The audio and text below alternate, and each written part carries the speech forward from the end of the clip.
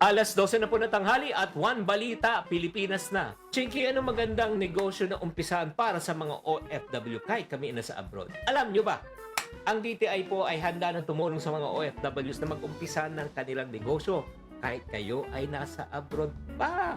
Paano yan? Yan ang pag-uusapan natin sa episode na ito. Hi there, this is Chinky Tan, your pambansang wealth coach, ang ating mga modern heroes na tinatawag nating OFW. Malaking challenge po para magtayo ng negosyo.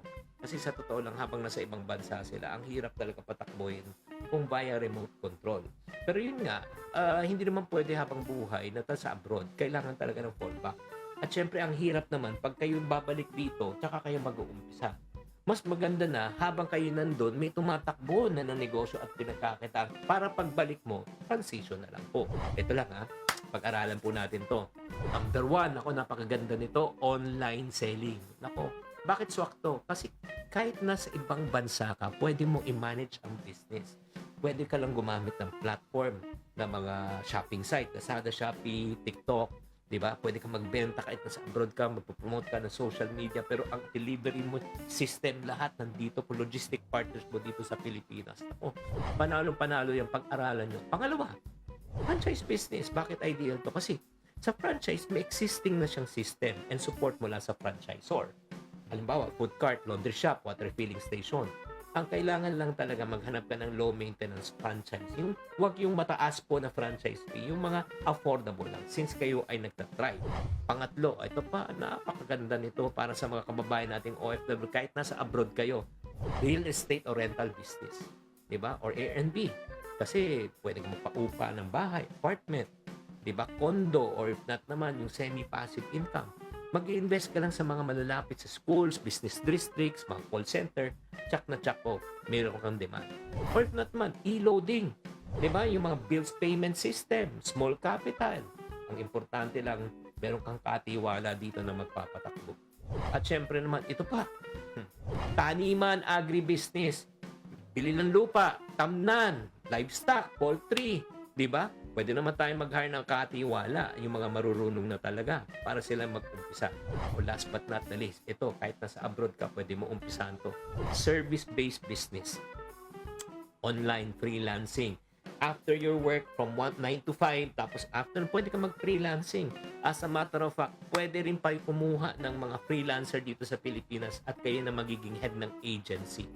Kung makikita nyo talaga, ang dami talagang opportunity, mga kababayan kong OFW. Kahit kayo ay nasa team abroad, pwede kayong kumita. Piliin lang ang negosyo na pasok sa iyong lifestyle. At the same time, huwag pasukan ang mga bagay na hindi mo pa alam. Sana nakatulong po tong episode na ito sa inyo. Kahit nasa abroad kayo, pwede kayong mag-umpisa ng negosyo. Tatandaan, tamang karunungan, tamang disiplina po ang susi sa pagyaman.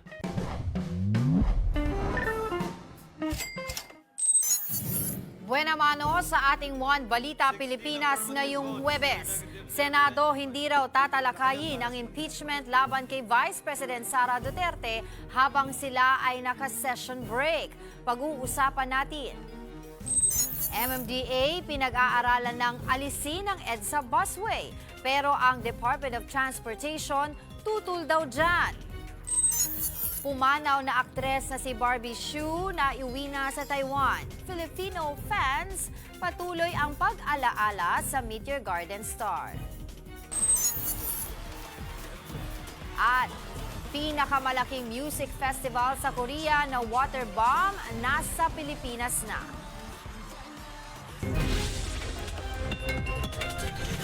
Balitang mainit-init pa! Yan ang latest sa showbiz sinahan. Ngayong tanghalian, kasalo si Cheryl Cosset. One Balita, Pilipinas!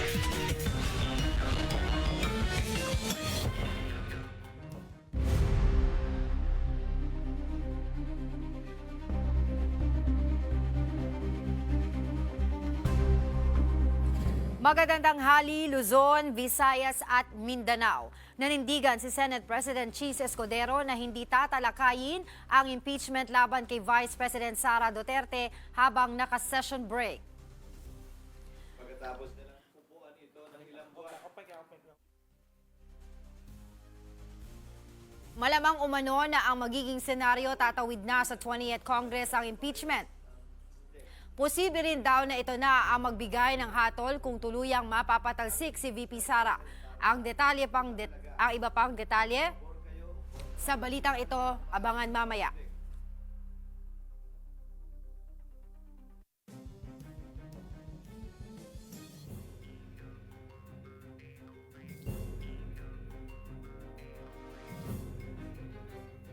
Taon sa kasaysayan, isang sitting vice president ang inimpeach ng Kamara kahapon. Ang una pang lumagda rito mismong anak ni Pangulong Bongbong Marcos na si Congressman Sandro Marcos. Balikan po natin sa pagbabalita ni Marian Enriquez.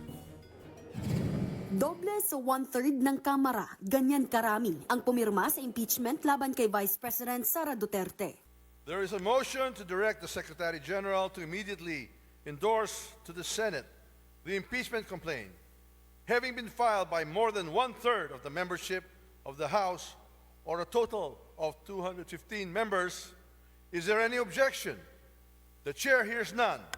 The motion is approved. 6 na articles of impeachment ang inilatag laban sa bise. Kabilang ang conspiracy to assassinate President Bongbong Marcos, First Lady Liza Araneta Marcos at si Speaker Martin Romualdez. Malversation of 612 million confidential funds, bribery at corruption sa DepEd, unexplained wealth at failure to disclose assets, involvement in extrajudicial killings at destabilization and public disorder. At numero 1 sa pumirma, ang anak mismo ni Pangulong Bongbong Marcos na si House Senior Deputy Majority Leader Sandro Marcos. Pero paglilinaw ng kanyang mga kasama, Congressman Sandro Marcos was one of those who endorsed the impeachment campaign. Siyempre, when he stood up, people paved the way, no? And he signed, and then all the others signed. ang tatlo namang naunang inihaing impeachment complaint in-archive o isinantabi muna matapos nilang pirmahan ang panibagong reklamo. Habang itinalaga naman ng 11 kongresistang tatayong prosecutor sa impeachment ni VP Sara. Sila ay sina Batangas 2nd District Representative Jervil Luistro, Antipolo 2nd District Representative Romeo Acop, One Rider Party List Representative Rog Gutierrez, Manila 3rd District Representative Joel Chua. Kasama rin dito ang iba pang leader at mambabatas na sina Ako Bicol Party List Representative Jill Bongalon, General Santos Representative Loreto Atcharon, Minority Leader Marcelino Libanan, Oriental Mindoro 1st District Representative Arnan Panaligan, San Juan Representative Isabel Maria Zamora, Iloilo 3rd District Representative Lawrence Defensor at Bukidnon 2nd District Representative Jonathan Keith Flores. Sabi ni Iloilo Representative Janet Garin, iprinisenta ang 4th impeachment complaint sa kanilang party caucus kahapon bago ang naging sesyon. At ang naging consensus, aniya, Everybody was saying, alam niyo, ito na yung pinag-usapan, ilang hearing na paulit-ulit. Mag-hearing ulit tayo sa Committee on Justice and the answers, the documents are all there. kinumpirma rin Manila 3rd District Representative Joel Chua na sa pulong pa lang may mga pumirma na sa ika-4 na impeachment complaint. May mga pumirma po nung sa caucus, yung mga hindi, kagaya ko po, hindi pa po ako nakakapirma nun eh. That was kaya kung titingnan, number 73 po ako eh. Pero nung ako po kasi pumirma, after it was presented and it was explained thoroughly and discussed. Pero wala raw nangalap ng pirma gaya ng inaakusa ni Davao Congressman Paulo Duterte kay Congresswoman Garin. Nobody went around to solicit signatures. When you endorse an impeachment, you have to go to the Secretary General, present yourself, and sign 7 original copies of the impeachment complaint. Pero sino nga ba ang complainant sa ika-4 na impeachment? It was there were people in the academe, there were a lot of lawyers, mostly NGOs. Marami, I can remember, I think was Attorney Ligutan. So kami kasi we really didn't know the personalities. Yung 4th impeachment complaint po, kami na po yan. Yung pong mga congressmen who signed the articles of impeachment, yan po ang complainant dyan. Alas 5 ng hapon hinatid ni House Secretary General Reginald Velasco ang mga dokumento ng articles of impeachment. Pero alas 6 ng gabi na ito tinanggap ni Senate Secretary Renato Bantug. Yun nga lang kahit hanggang gabi ang sesyon, hindi ito naihabol at nag-adjourn ang Senado nang hindi ito natatalakay. Para sa 1PH, Marian Enriquez, News 5. At kaugnay po niya, nanindigan si Senate President Cheese Escudero na hindi mamadaliin ang impeachment ni Vice President Sara Duterte. Para sa detalye, nasa linya si Mayan Los Baños. Mayan, kung hindi ngayon, kailan daw ba balak talakayin ng Senado ang impeachment? Hi Angela, magandang tanghali sa iyo. Katatapos-tapos lamang ng press conference sa Senate President Chis Escudero at ito yung kanyang paliwanag ha. Legally speaking, hindi pwede magkaroon ng impeachment trial during the break o habang nakabreak ang sesyon ng Senado mula ngayon hanggang sa June 1. Paliwanag ni Senate President Chis Escudero, para mag-convene ang impeachment court ay dapat may sesyon ang Senado at para makapanumpa ang impeachment o ang mga senator judges ay dapat ding may sesyon ang Senado. Ang posibleng mangyari, Angela, ay masimula ng pag-convene ng impeachment court sa pagbabalik ng sesyon sa June 2. So yan yung earliest. Pero ang pag-amyenda o pagsasaayos ng rules ng impeachment ay pwede na i-draft ngayong break para aaprobahan na lamang ito sa pag-resume ng sesyon sa June 2. Sabi ni Escudero, Angela, hindi nila mamadaliin ang impeachment trial pero hindi rin nila ito patatagalin o uupuan. Bakit daw sila mamadaliin samantalang sa Kamara ay ilang buwan din hinintay bago umusin ang impeachment case laban kay Vice President Sara Duterte at ipinasa lamang sa Senado sa huling araw ng sesyon. Hindi raw papayag si Senate President Escudero na madaliin sila. Ang senaryo, Angela, ay sakaling makapag-convene ng impeachment court ng June 2, that means 19th Congress ang mag-uumpisa o magsisimula ng trial proper, pero ang magbibigay na ng hatol ay ang 20th Congress. Dahil remember, manunumpa na by June 30 yung mga bagong senador, pero Angela, hindi pa sila pwedeng tumayo as senator judges hanggang sa araw ng SONA, which is the 3rd week of July, kasi yung unang session nila. So magkakaroon ng punto, Angela, na 12 senador lang ang tatayong senator judges pag nagkataon. Angela?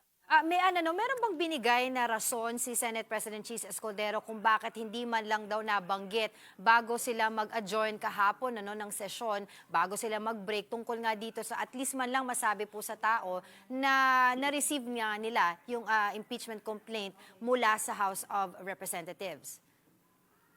Kasi hindi, Angela, from the very start, sinasabi ni Senate President Escudero, wala sa kanilang agenda yung tungkol sa pagtalakay ng impeachment case laban kay Vice President Sara Duterte. So parang nanindigan lamang sila na ang gagawin nilang trabaho kahapon ay kung ano ang nasa agenda.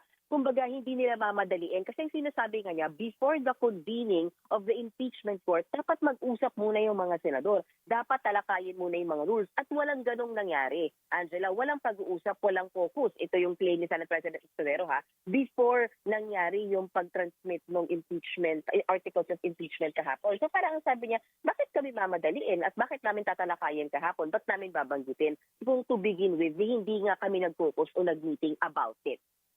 Yun yung paliwanag niya. So ngayon, yung articles of impeachment ay nasa Secretary General pa lang ng Senado.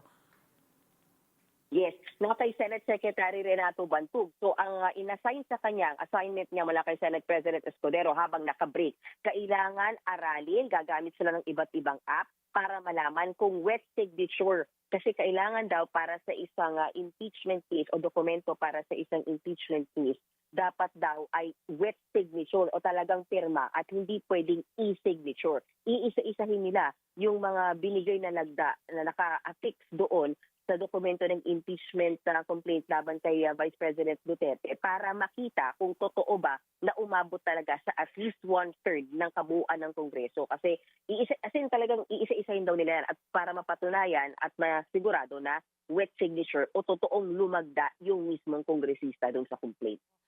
May andun sa mga natutunugan mo dyan, may sapat kayang numero para sa Senado para suportahan ang kauna-unahang impeachment sa isang sitting Vice President? Kasi sa ngayon, ang very transparent dyan, and of course, yung kaalyado ni Vice President Sara Duterte, which is of course si Senator Bato de la Rosa, you have Senator Robin Hood Padilla, and Senator Bongo. Meron pa ba tayong iba pang natutunugan ng mga pangalan? Na hindi susuporta. Even the allies, Angela, refuse to comment kung ang kanila bang magiging boto ay akwital. For example, Senator Bato de la Rosa kahapon kausap natin. Alam naman nating alyado ng mga Duterte. Pero sinasabi niya once magsuot na ako ng robe, sabi niya, he will do his best to be neutral. Pakinggan yung laman ng magiging trial bago siya magdesisyon. So even yung mga kaalyado, ayaw nilang magsabi kung ano yung kanilang magiging boto, except for Senator Robin Padilla na na-interview natin doon sa rally ng unity rally ng Iglesia ni Cristo, kung saan sinabi niya na at that point in time, alam na niya na acquittal yung kanyang boto. Parang siya pa lang yung naririnig natin. And so far, ang sinasabi ni Senate President Escudero, i-admonish niya at paulit-ulit na i-remind ang mga kapwa senador, huwag kayong magsasabi ng inyong meaning kasi sinasabi ni Senate President Escudero, more than dun sa magiging hatol, ang pinaka-importante sa kanya ay manatiling credible at kapanipaniwala yung impeachment trial. At hindi yan mangyayari kung magsasabi yung mga senators o senator judges this early nung kanilang meaning, Angela. Alright, maraming salamat sa iyo, Mean Los Baños. Sa iba pang balita, pumalag ang Department of Transportation sa proposal ng Metro Manila Development Authority or MMDA na alisin ang EDSA busway. Pag-usapan natin yan kasama si Jonathan Gesmundo, ang Executive Assistant to the Secretary ng DOTR. Magandang hapon po sa inyo. Hello, yes, magandang hapon po. Bakit po, una po sa lahat, syempre, bakit po tutol ang DOTR sa proposal ng MMDA? Una, ang pagkakaintindihan namin sa sinabi ng MMDA is sa pananaw nila is parang ang busway ay duplication ng MRT3. At pagkakaintindi ay ipopropose nila na tanggalin ng busway kapag ang MRT3 ay lumaki ang capacity from 300 to 800,000 ridership. But that is just a proposal. Ang sinasabi naman namin sa DOTR, ang busway ay tinitingnan ng marami, lalo na kami sa DOTR, as one of the most efficient road public transport sa Metro Manila. Ang pinaka-success nito ay makikita natin dahil kinokopya na ito sa Cebu at sa Davao. Kasalukuyang ginagawa yung Cebu Bus Rapid Transit. Nasa kalagitnaan na sila ng paglalagay ng mga estasyon dyan sa mga main highways ng Cebu. At doon naman sa Davao ay mas malawak pa ang masasakop ng salabat ng mga kalyeng lalagyan ng bus rapid transit yan sa Davao. So nakikita naming malaki pa ang pakinabang nitong busway dito sa EDSA. At hindi naman nagduduplicate yung dalawa, imbes ay nagko-complement. Dahil paano mo masasabing nagduduplicate ang MRT ay mula lamang sa North Avenue hanggang Taft. Pero ang busway mula PITX hanggang Monumento mas mahaba. Kaya mas marami tayong mapaglilingkod ang mga commuters kung manatili itong dalawang transport systems na to. Sir, kasi ang sinasabi ng MMDA, isa sa mga rason nila dito na tungkol nga dito sa EDSA busway, kailangan daw ito para ma-enhance naman yung kapasidad ng MRT natin. On this part po, kayo po ba ay sumasang-ayon? Yeah, tulad nga nung nasabi ko, merong kasalukuyang ginagawang MRT. From three Yes. car train set, 3 bagon, gagawin nilang 4 na bagon. Oo. Pero yung ganong improvement, enhancement nila doon sa MRT is not sufficient para sabihin lahat na ng magko-commute ay sasakay na lang ng MRT. Hindi na natin kailangan ang busway. Sinabi ko nga na mas mahaba ang ruta ng busway, PITX to Monumento. Mas maraming masiserbisyuhan ang mga buses na dumadaan ng busway. Kaya it will not supplant the other. May mga nagsasabi nga po ng mga ibang kababayan po natin, sir, na hindi daw po ba kayo nag-uusap ng MMDA at parang magkaiba po, taliwas po yung, contradicting po yung mga pahayag nyo patungkol nga po dito sa usapin na ito. Ay, mag-uusap na po. Una, it was just a suggestion. At kung magkakaroon pa we will still sit down with MMDA. Actually, if you remember, ang EDSA busway ay ang composite na nagpapaandar niyan ay ang DOTR, ang MMDA, ang PNP, HPG, pati na ang Philippine Coast Guard. So maraming areas of collaboration kami with MMDA at pati nga yung suggestion ng MMDA na maglagay ng toll para sa private cars diyan sa busway. Teka muna, suggestion niya, pero teka, maupo muna tayo, pag-aralan natin yun kung yan ay lilipad yan. Oo. So, in essence po, kayo po sa DOTR, tinitingnan niyo po ito as a suggestion muna. Ito pong nabanggit niyo po, yung pagpapataw na plano ng MMDA na magpataw ng congestion charge. Specifically, dun naman daw po sa mga four-wheeled vehicles na dadaan sa EDSA. Tama. Still a suggestion. Kaya dapat upuan at pag-aralan. Hindi naman pag-aralan kung magkano ang toll, sinong sakop. Teka, mag-uusap pa kami. Nag-react po ng mga kababayan natin tungkol dyan Alright, sige po, patuloy po kaming makikipag-ugnayan sa inyo regarding this issue. But for the meantime, maraming salamat po sa inyong oras, Executive Assistant to the Secretary Jonathan Gesmundo ng DOTR. Susunod, 7 kongresista hindi pumirma sa impeachment laban kay Vice President Sara Duterte. Ano kaya ang dahilan? Yan at iba pa sa pagbabalik ng One Balita Pilipinas.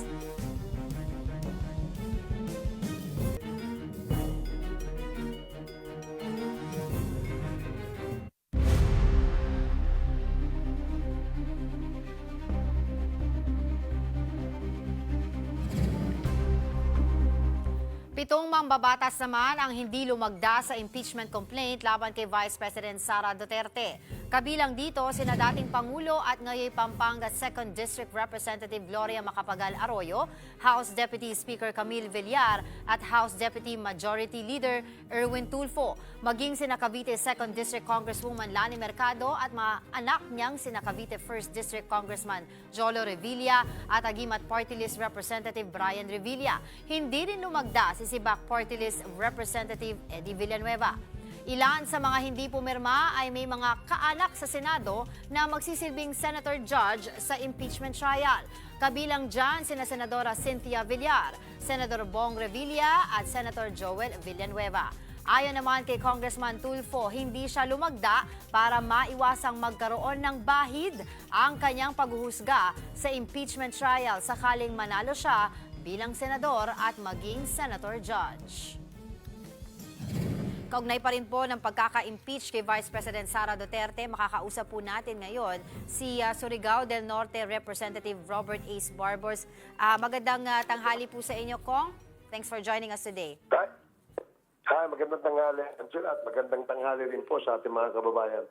Hanggang ngayon po kasi gusto po namin linawin kung sino po ba talaga ang naghain ng 4th impeachment complaint. Kasi dun sa mga balita po, paunang balita kahapon, ang tinuturo po nila na nag-initiate nito ay ang anak mismo ng Pangulo na si Congressman Sandro Marcos. At meron din pong balita, base naman dun sa naging pahayag ni Senator or Congressman Pulong Duterte na galing naman daw ito kay Representative Garin, in which she denied as well. So, sa inyo po, sino po ba ang naghain ng 4th impeachment complaint? Well, base sa ating mga dokumentong lumalabas ngayon, ang naghain itong impeachment complaint na ito ay yung 215 members ng mababang kapulungan. The complaint is a consolidation ng mga 3 impeachment complaints na final noong 2024 December last year at ito ay consolidation na kung saan ay may konting pagre-revisa na pinirmahan ng 200 mahigit na membro ng mababang kapulungan. Kung so wala po kayo mabibigay na na personality na pangalan po sa likod po nitong 4th impeachment complaint? Kasi it appears that the 215 members ng Kongreso o ng lower house ang siyang nag-file nito. So, yun ang makikita natin nandiyan dyan sa impeachment complaint na yan. So, hindi kagaya nung 3 naunang mga complaints na may mga complainant from the private sector at saka yung nasa publiko na mayroong endorsement ng ilang kongresista. Ito naman ay binuo at kinonsolidate lahat itong complaint na to at pinirmahan nga nung 200 mahigit na membro ng mababang kapulungan. Pero kung kailan po ba dumating sa inyo yung copy ng complaint na ito? Sino nag-draft? Sino nagsulat? Di ba po yan po yung gusto natin malaman? Sino pong nanguna? Etong sa office ng Secretary General, tinipon yung 3 complaint, no? At ito ay gumawa ng isang consolidation, no, na parang report na kung saan pinabasa sa mga membro. At yung sumang-ayon dito sa complaint na ito ay siyang pumirma. Kaya kahapon, maraming gustong makabasa nito at after nilang mabasa, sila ay lumagda dito sa complaint na ito. Kong, sorry to point this out because sabi daw po ni Congresswoman Janet Garin dun sa aming ibang programa, maaari daw na may mga several academe, several key government officials yung nasa likod nito. Pero kayo po, ang sinasabi nyo ay iba, taliwas po dun sa sinabi niya. Parang po may disconnect eh. Hindi, no. Kasi nga, maraming ang nag-file, no? 3 yung complaint eh. At kaya hindi naman pwedeng 3 complaint na ating ipasa sa Senado. So ito ay konsolidasyon. Okay. So do not get the impression that na merong pagkakaiba. This is a consolidation of the complaint wherein 215 of the members of the lower house have endorsed and signed. Okay. So para lang klaro kasi yung pagkakabanggit ni Congresswoman Garin na kung saan siya ang inaakusahan na siya ang nagsusulisit ng firma, yun ang kanyang sagot. No?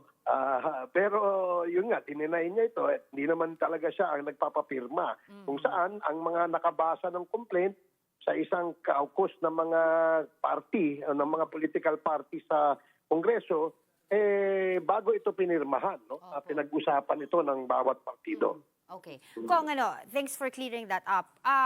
Until yesterday, yung usapin po ng impeachment complaint against kay Vice President Sara Duterte ay malabo, no? Laging ang mga, base po sa mga report natin, sinasabi nila ay mahina, kulang sa bilang, hindi natin alam kung mabubuo yung 1/3 na hinihingi, no, by the rules.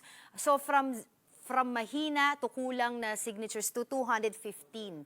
And we've also seen yung pirma po doon ay nangunguna si Congressman Sandro Marcos when in fact last year naka-receive din po tayo ng mga report base po sa mga report na sabi po ni Pangulong Bongbong Marcos ay hindi naman daw po importante ang impeachment, hindi priority si Vice President Sara Duterte na ma-impeach. So paano po ba namin ito dapat tanggapin o maintindihan o maunawaan yung ganito pong senaryo?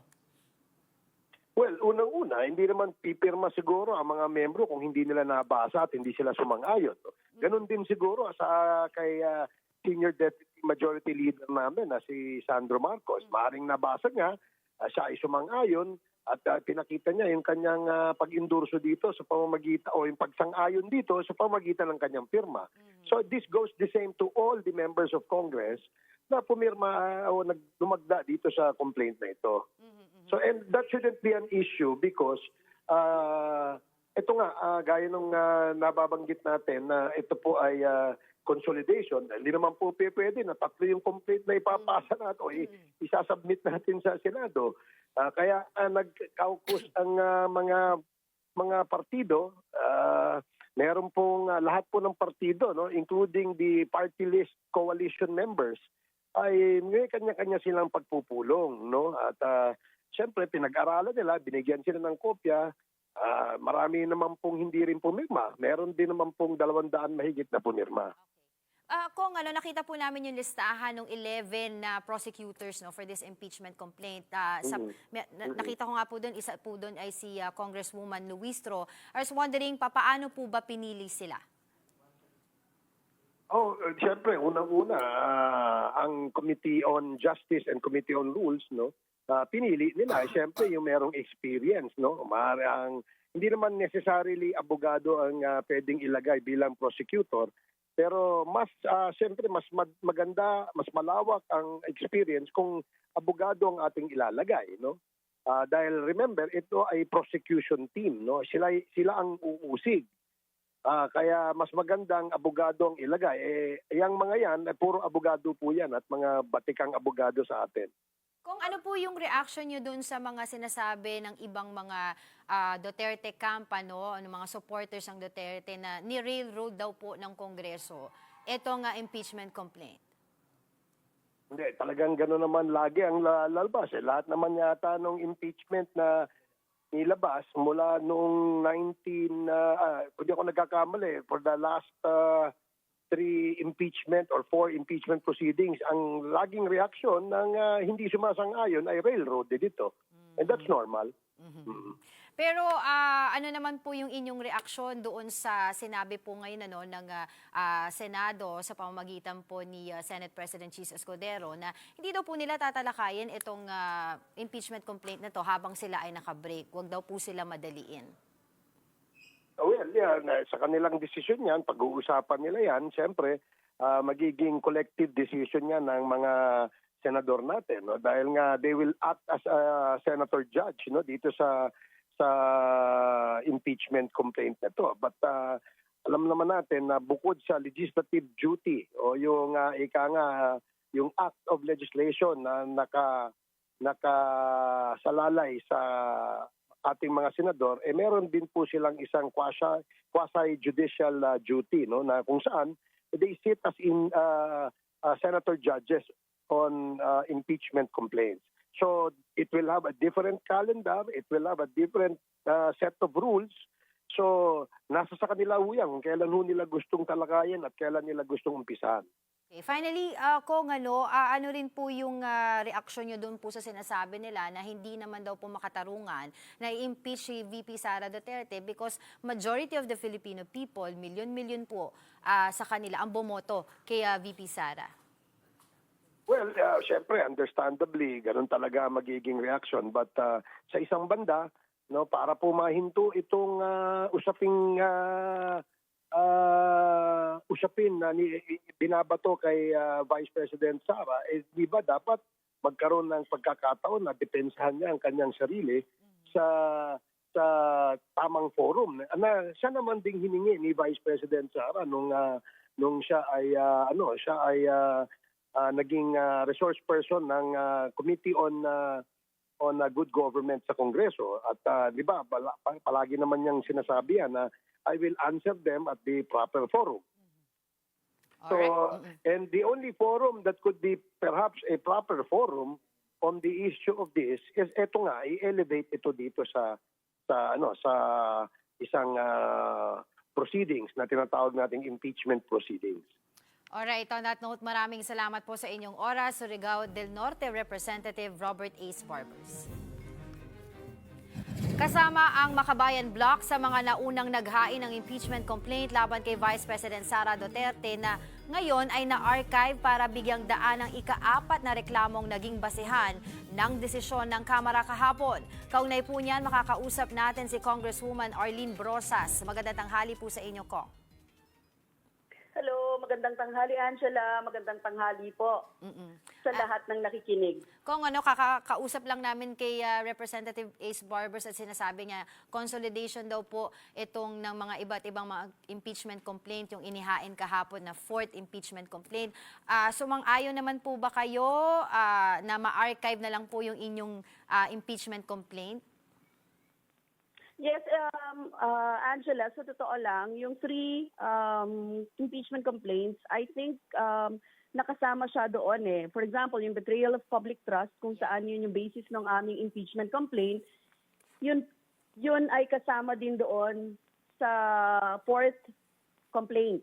So may portion doon na kung saan sa tingin namin mag-stand yung aming argumento doon sa impeachment complaint. Kasi nandun po yung 612 million na paglustay sa confidential funds. Alright. So, Angela, I think nasama din siya. So, pumirma din kami doon. Meron pang mga ibang actually, may mga iba pang mga irrefutable na mga dyan. Katulad nung sa bribery and corruption sa DepEd, extrajudicial killings sa Davao, Death Squad, di ba? Tapos yung unexplained wealth and failure to disclose assets. So maraming mga ganong mga usapin. And yung malversation ng 612.5 million, kasama po yun sa complaint namin. So basically, the same din naman. Okay, so based on your knowledge po, Congresswoman, sino po ba ang nanguna sa pag-file po ng itong impeachment complaint na ito? Ang first impeachment complaint came from Akbayan. So, it was endorsed by Persis and Danya, kung maaalala ko. Okay. Alright, Pero kung usapin po ng history natin, ng pagpapanagot sa Vice President, alam niyo naman ang kasaysayan ng nangyari before that. The triggering factor was during that time na tinatanong natin yung anong tawag dito? Paggasta sa 125 million confidential funds in Congress.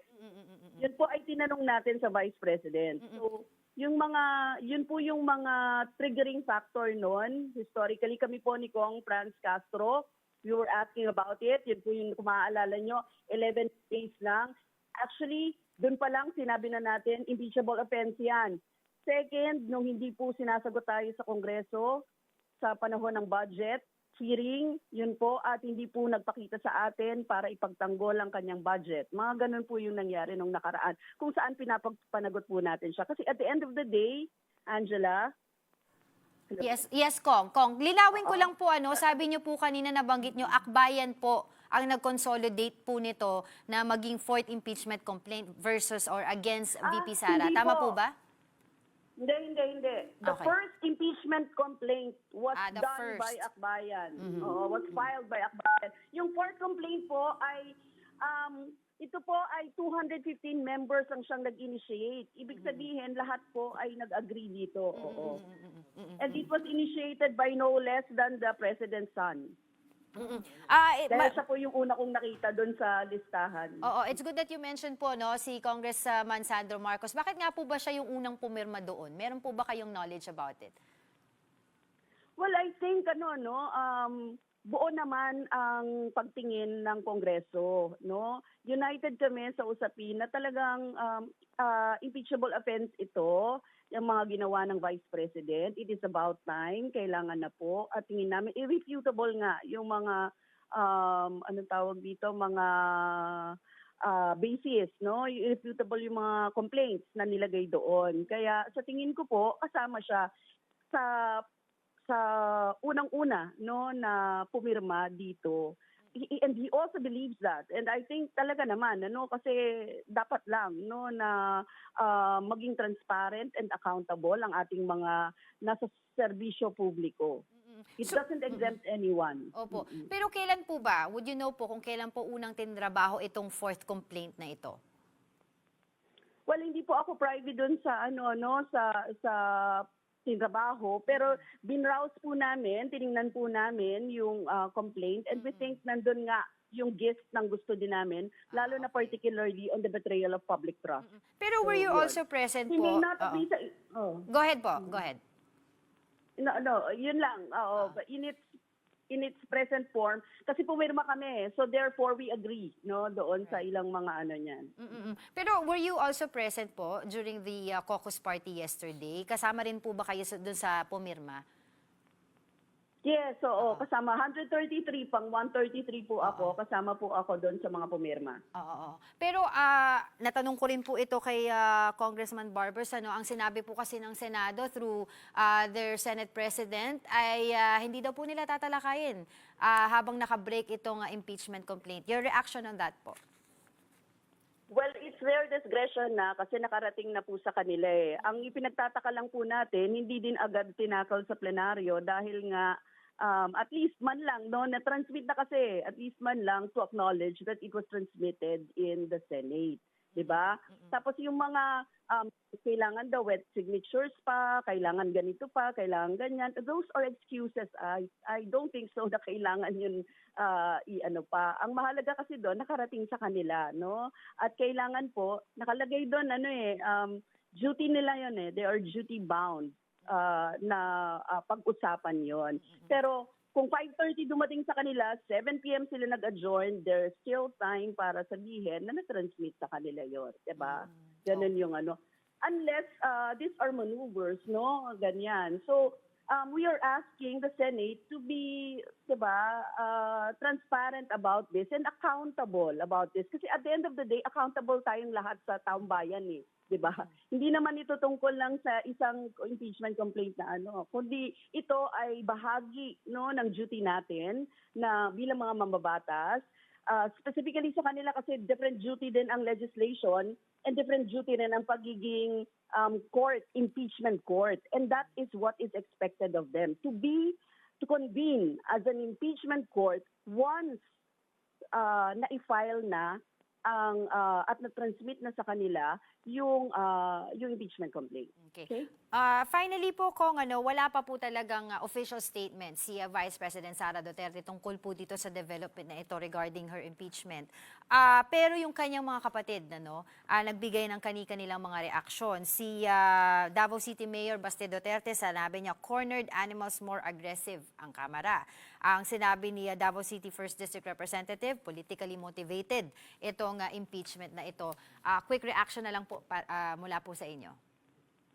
Yung matagal, 'di ba, nagkaroon ng mga hearing, nagkaroon ng mga ebidensya, inilabas natin, yung mga pagtingin at pag-unawa natin sa mga nangyari nung nakaraan. So, hindi cornered 'yon, kundi part of the transparency and accountability na kailangan nating ipakita sa taong bayan yon. Second, doon po sa politically motivated, yung yung impeachment po, political exercise talaga siya, kasi sabi natin sa korte, sa regular court, matatagalan, Pero ito, sa usapin ng pagpapanagot sa highest position, even the president and vice president, di ba?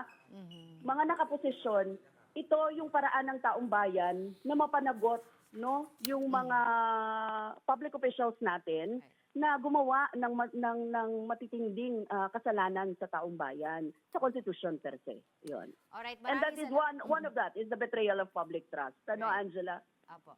Okay. Maraming salamat po sa inyong oras, Gabriela Women's Party List Representative Arlene Brosas.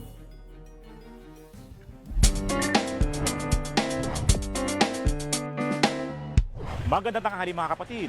Puro tikim lang, kaya naging mahirap at nakakagutom. Ganyan inilarawan ni megastar Sharon Cuneta ang kanyang weight loss journey sa loob ng 9 na taon. Pero worth it raw yan, dahil nagbunga naman ng maganda ang kanyang mga paghihirap. Ikaw kapatid, anong pinaghirapan mo ang nagbunga na ngayon ng maganda?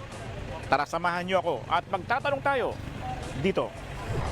Nagsumba kami. Ito naman ang resulta. Pumayat.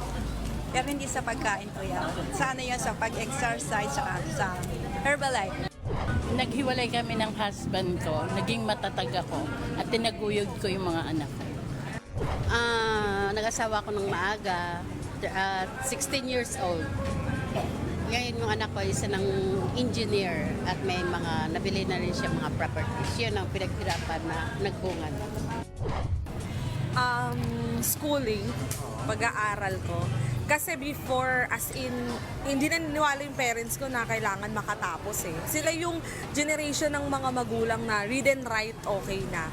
Pero pinilit kong makatapos. Tapos ngayon, yung bunga niya, napatunayan ko sa kanila na hindi man ganun kaganda yung buhay ko ngayon. Pero average lang. Tapos may maayos na trabaho, di ba? May security na kami, tsaka security.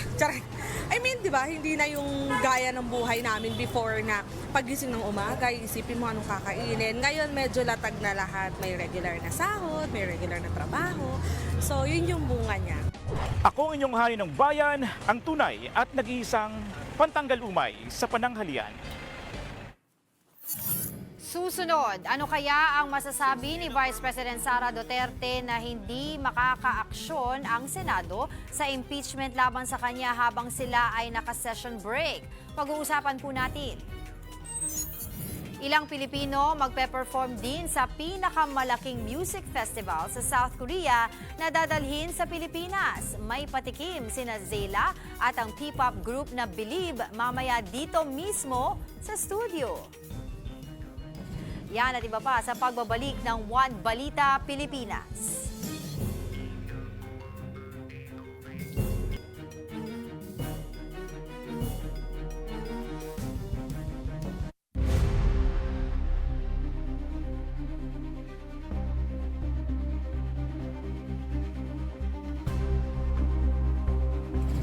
Kumustahin natin ang sitwasyon sa Davao City na baluarte ng mga Duterte sa gitna ng impeachment laban sa kanya. Para sa update, magbabalita live si Bril Montalvo, ang ating Davao correspondent or Mindanao correspondent. Bril, kumusta ang sitwasyon dyan at ano ang sentimiento ng mga taga-suporta ni VP Sara?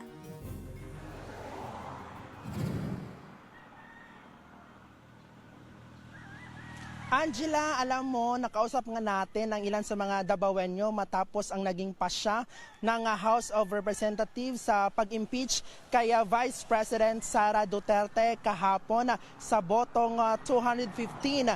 At ang sabi nga ng ilan sa mga Davaoenyo or ang kanilang pulso hinggil sa nasabing desisyon ng mababang kapulungan ng Kongreso ay dismayado sila at nalulungkot sa sinapit ng kanilang dating alkalde at ngayon Vice President Sara Duterte.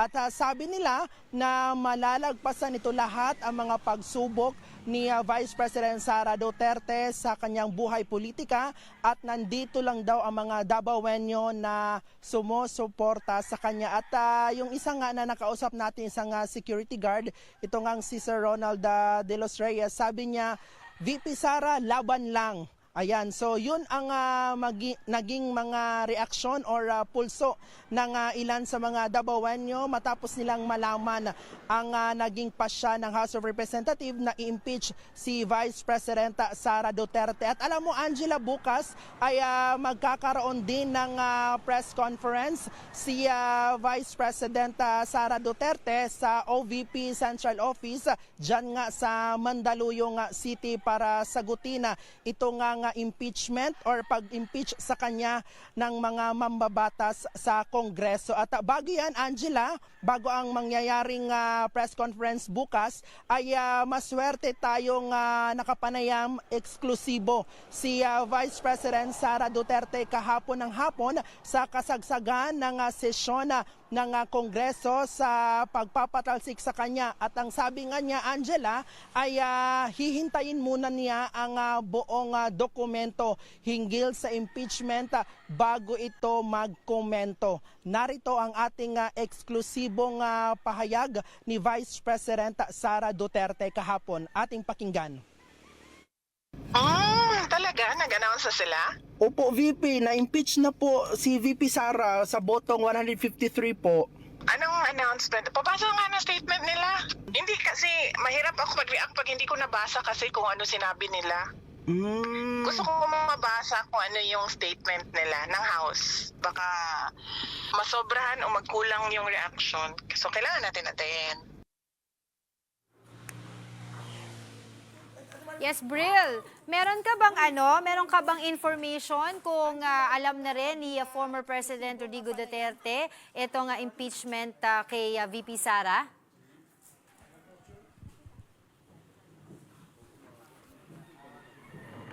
Tama ka nga dyan, Angela, no? Kahapon nga ay agad-agad din nating kinuna ng reaksyon ang kampo ni dating Pangulong Rodrigo Duterte at maging siya ay kinunan din natin ng reaksyon hinggil sa pagkaka-impeach nga ng kanyang anak na si Vice President Sara Duterte, pero hanggang sa ngayon ay wala pang komentong si dating Pangulong Rodrigo Duterte. Angela? Alright, maraming salamat, Bril Montalvo. Kasabay naman ng impeachment, iba't ibang grupo ang nagrally sa Batasang Pambansa kahapon bilang suporta sa pag-impeach kay VP Sara Duterte. Para bigyan ng muka ang balita, Mobile Journal, Amy Atienza. Inendorso ng 215 miyembro ng Kamara ang impeachment kay Vice President Sara Duterte. Kaya naman ang sigaw ng ilan, convict Sara now. Iba't ibang grupo ang nagtipon sa harap ng Batasang Pambansa Complex sa Quezon City kahapon. Kasunod pa rin ito ng pag-impeach ng Kongreso kay VP Sara. Kabilang sa mga dumalo ang mga miyembro ng Kabataan Party List, Kadamay at Gabriela. Pero siyempre alam natin na this is just part 1. The part 2 is in the Senate. And that is another hurdle, di ba? Ang pagtitipon nila, patunay daw na marami ang gustong mapatalsik sa pwesto si VP Sara. Napaka-importante yung mga pagkilos kasi hindi naman pwedeng tayo nasa social media lang. Kailangan talaga tayong lumabas. Kailangan talaga magpakita tayo ng warm body. Di lang mga group leaders ang dumalo. Bata matanda kasi, welcome sa ginawang rally. Kabilang dyan si Estrelleta Pagaspas na miyembro ng Kadamay. Gusto naming panagutan ni Sara. Kasi kaming mga mahirap kapag kunting pagkakamali, kulong agad, di ba? Ngayong nasa Senado na, hinihintay na lang ng mga grupong ito ang kalalabasan ng impeachment complaint. Pero asahan na raw ang isa pang rally sa February 25, sabay sa paggunita ng People Power. Mobile Journal, Amy Atienza po, hatid ang mukha ng balita.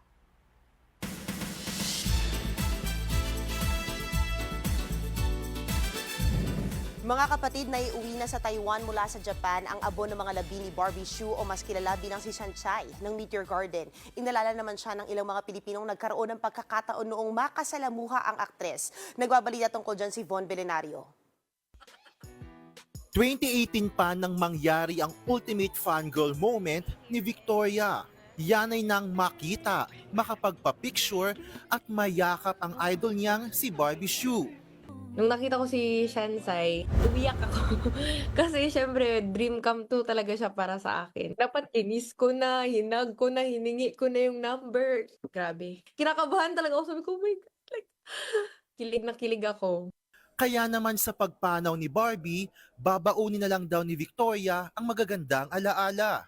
Barbie Hsu, you've been a part of my childhood and I'm really happy na even though nawala ka ng medyo maaga, I was able to see you in person. Ang buhay o sinasakyan lang iyan, di ko alam ang tungo kung saan. Throwback naman ang handog ni Josh Santana, ang singer na nagpasikat sa Filipino version ng King Fideyi na Biyahe sa hit series na Meteor Garden. Being chosen as the voice to interpret the message of Meteor Garden, thank you very much from the bottom of my heart. It really changed my life the way it did yours.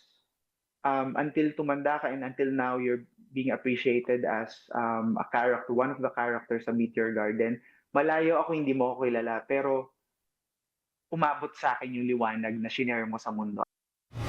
Ang hanap ko ay yung pag-ibig, magkasama nating damhin ang pag-ibig. Emosyonal ding inawit muli ni Michelle Ayalde ang Hanap Ko, ang Filipino version ng Meteor Garden song na Miyaw Di Ay. Si Michelle aminadong sobrang naapektuhan sa nangyari kay Barbie. I love Shansai. Sino po ba yung hindi nakakilala sa kanya? Sinong hindi nagmamahal sa kanya? Yung character niya po is, very simple and very inspiring para po sa mga simpleng babae. Diba po? Yun po yung naramdaman ko. Sobrang nalungkot po talaga ako. Ako si Von Belenario para sa 1PH. Samantala, makisaya sa musika, sayawan at art performances sa pinakamalaking music festival ng South Korea na guess what? Dadali na po dito sa Pilipinas. Yan po ang Water Bomb. At makakasama natin dito live na live sa studio ang ilang aabangang performers, kabilang ang P-pop group na Believe at si Zella. Guys, congratulations. Patikim pa lang po yan ng mga performance na makikita natin sa Water Bomb. Ayan. Pero syempre, i-introduce na rin natin, may mga kasama rin tayo. Let's go, girls! Hello po. Ayan. Oh, wait lang. So talagang anong naramdaman nyo nung nalaman nyo na yung Water Bomb Festival darating na sa Pilipinas? Actually, nakaka-pressure po talaga for us po dahil mag-represent din po kami ng P-pop community din po and at the same time, dito po sa Manila gaganapin po yung highly anticipated po na Korean Music Festival po sa Korea po. Ayan. Yung Water Bomb ba, na susubaybayan nyo yan sa social media sa mga nangyayari sa Korea? Ito po, pinapanood lang namin siya lagi. And ngayon hindi namin ma-imagine na magpo-perform kami mismo. With, of course, I do know P-pop acts nandoon, but will we have Korean acts as well? Yes po. Yun po yung nakakadagdag din po ng pressure po sa amin dahil po makakasama po namin mag-perform yung mga sikat po talaga at kilala po talaga sa industry sa K-pop po. Wow, pwede naman natin i-share sino-sino sila. Siyempre yung idol ko po nandyan, si Jessie po talaga. Wow! Like, grabe. Jessie po talaga, yes. How about you? Sino gusto mo makita? Si Chanyol po, since idol na idol ko grabe. po yung EXO po. Ibang level. Napaka mapala din natin dahil talagang parang pinag-merge rin at some point yung malalaking mga proyekto at nadadala natin para ma-enjoy natin dito sa Pilipinas. Pero kayo, ano ba yung mga paghahandang ginagawa nyo sa Water Bomb? Ayun, like now, super everyday kami. Parang almost, kung hindi 18 hours na almost yung training namin para sa Grabe! paghahanda. And also, syempre, need namin ng pasabog para sa mga sumusuporta sa amin at syempre sa lahat ng manonood ng Water Bomb. Yes. Kaya again, maraming salamat din sa aming management na AQ Prime Music. Of course. Ayan. Ito pala yung camera nyo.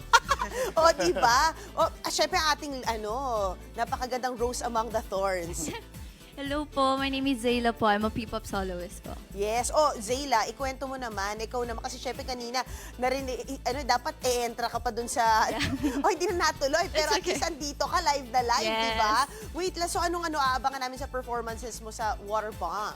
We've been preparing po. I've been training with them then and may mga hinanda po kaming surprises for the Water Bomb. So abangan niyo po yan. Oo. How are you as a P-pop soloist dito sa Pilipinas? Pag sinabi po kasing P-pop group talaga yung may Correct. isip mo. Oo, So, oo. very challenging for me din po. And yun nga, gusto kong iangat din yung mga soloists. So, dadalhin ko po yan sa Water Bomb. Woohoo! Go! Bongga! O guys, eto na, alam ko meron pa kayo panawagan, syempre at pag-i-invite ng mga spills. Go guys! Take it away, ito yung camera nyo. Mga kapatid, aming mga between sailors at mga K-pop fans. Yes, iniimbitahan po namin kayong lahat sa Water Bomb in Manila 2025. Mula South Korea, ang pinakamalaking music festival ay magsisimula na ng kanilang world tour dito sa Manila. Ang 2 araw na kaganapan ng punong-puno ng live performances mula sa higit sa 20 Korean artists. Nakaka-excite na musika mula sa mga premier Korean DJs, masaya na on-site activities. At higit sa lahat ang kanilang epic water gun fight. Ayun, kaya ngayong February 22 to 23 sa Quirino Grandstand. You can also get your tickets at www.waterbombmanila.com or you can check our official social media accounts for more details and updates. Mine is _Zayla Official. And don't forget to follow us on our old social media accounts at believe_official. Yes, Manila! Bomba na! Woohoo! Bobomba talaga tayo dyan. Waterbombmanila.com. Doon yung kukunin yung mga tickets. And kita-kita tayo dyan this month na pala.